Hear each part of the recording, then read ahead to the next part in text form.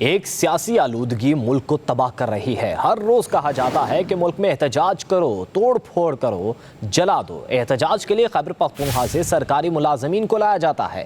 تقریب سے خطاب کرتے ہوئے وزیر اعلیٰ پنجاب مریم نواز نے کہا، 1 ارب درختوں کے پیسے لوگوں کی جیبوں میں چلے گئے۔ سموگ ایک رات میں بٹن دبانے سے ختم نہیں ہوگی، عملی اقدامات کرنا ہوں گے۔ ماحولیاتی تبدیلی صرف پنجاب کا نہیں، پورے ملک کا مسئلہ ہے۔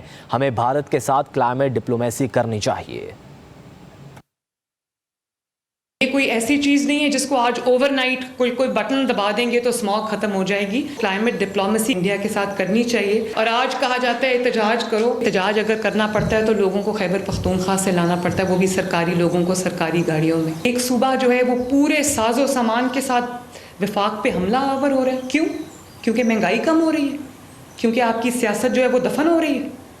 میں اگر آپ کی جگہ ہوتی میں کہتی میری سیاسی مخالفت اگر اپنی جگہ، اگر میرا ملک ترقی کرے تو میں چپ کر کے منہ پہ انگلی رکھ کے بیٹھ جاؤں۔ جو اسموگ انہوں نے پولیٹیکل پھیلانے کی کوشش کی ہے، وہ ان کو ناکامی کا منہ دیکھنا پڑا ہے۔ لوگوں نے رسپونڈ نہیں کیا، اور اس کی ایک وجہ ہے لوگوں کو جب کام ہوتا ہوا نظر آتا ہے، لوگوں کو جب ریلیف ملتی ہے تو کوئی اس طرح کی چیزوں کو گھاس نہیں ڈالتا۔ آپ امبیسڈرز ہیں اپنے ملک کے، جھنڈے کے، اور ہم سب کے ٹارچ بیئرز ہیں۔ یہ بات آپ کو پتہ ہونی چاہیے، یہ بات آپ کی تھنکنگ پروسیس کا حصہ ہونی چاہیے۔ یہ کوئی ایسی چیز نہیں ہے جس کو آج اوور نائٹ کوئی بٹن دبا دیں گے تو اسموگ ختم ہو جائے گی۔ کلائمیٹ ڈپلومیسی انڈیا کے ساتھ کرنی چاہیے۔ اور آج کہا جاتا ہے احتجاج کرو، احتجاج اگر کرنا پڑتا ہے تو لوگوں کو خیبر پختونخوا سے لانا پڑتا ہے، وہ بھی سرکاری لوگوں کو سرکاری گاڑیوں میں۔ ایک صوبہ جو ہے وہ پورے ساز و سامان کے ساتھ وفاق پہ حملہ آور ہو رہا ہے۔ کیوں؟ کیونکہ مہنگائی کم ہو رہی ہے، کیونکہ آپ کی سیاست جو ہے وہ دفن ہو رہی ہے۔